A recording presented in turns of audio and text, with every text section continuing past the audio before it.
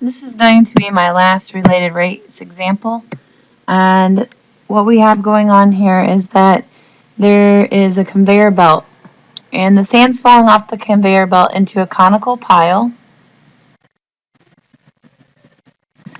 And it says that conical pile rate is changing at 10 cubic feet per minute. So I'm going to go ahead and write down my given. Whenever I read that 10 cubic feet, that cubic feet gives it away that it's volume over time. So 10 cubic feet per minute. It says the diameter of the cone. So I'm going to draw another picture here. It's just going to look like a triangle. So the diameter of the base is approximately 3 times the altitude. So I'll call the altitude h, and the diameter is 3 times the height. At what rate, so they're telling me the question here, what I'm trying to find. So I'm going to find the rate at which the height is changing when the pile is 15. Okay, I know that the volume formula for a cone is 1/3 pi r squared h. How I know that is this is the area of a circle. I'm multiplying it by the height, and then all pyramids or cones are divided by 3. At first glance, I think I want to take the derivative, but looking at it a little bit further, I'd have a product rule here, which would create these dr over dt's, and I'd have to have r's. I have nothing over here in terms of r.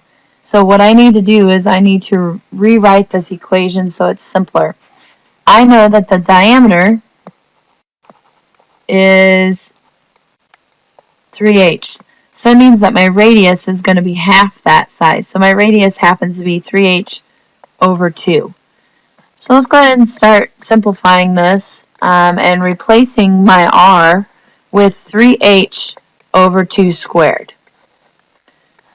So that means that my volume is actually 1/3 pi times 9/4 h squared times h.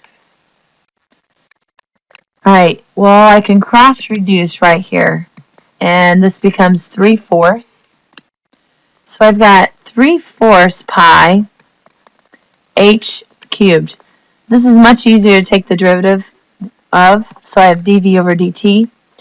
Bring this out in front, I have 9/4 pi h squared dh over dt. I'm supposed to be solving for dh over dt. I know that dv over dt is 10. I have 9/4 pi, and I'm plugging in 15 for my height. Well, I'm going to move this 4/9 to the other side, which makes it be 40 over 9. And I have 225 pi left on this side, dh over dt. That does give me, I'm going to divide by 225 pi on both sides.